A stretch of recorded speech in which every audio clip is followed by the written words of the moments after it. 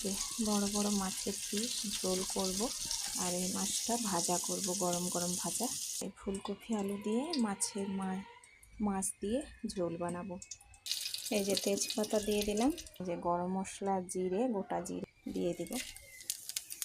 এবারে টমেটো দিয়ে দিব, লবণ দিয়ে দিব, গলে যাবে। এই যে আদা, রসুন, পেঁয়াজ আর কাঁচা লঙ্কা পেস্ট, এই যে পেস্ট দিয়ে দিলাম। এটাকে ভালো করে কষাবো। যে হলুদ গুঁড়ো, আমি কাঁচা লঙ্কা দিয়েই করব, যে শুকনো লঙ্কা কিছুই দেবো না। এটাকে ভালো করে কষাবো।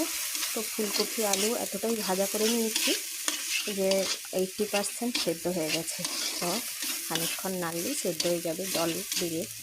তো আর একটু জল দিয়ে কষাবো। ফুলকপি আলুটা দিয়ে একটু কষাবো।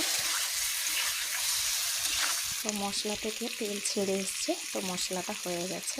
তো পরিমাণ মতো জল দিয়ে দিব। তো ফুটটা উঠলে মাছগুলো দিয়ে দিব। এই যে এবারে মাছটা দিয়ে দিব। তরকারি এটা ফুটলেই রেডি। একটু সাহা জিরে ভেজে গুঁড়ো করে ছড়িয়ে দিয়েছি, একটা আলাদা গন্ধ দেয়।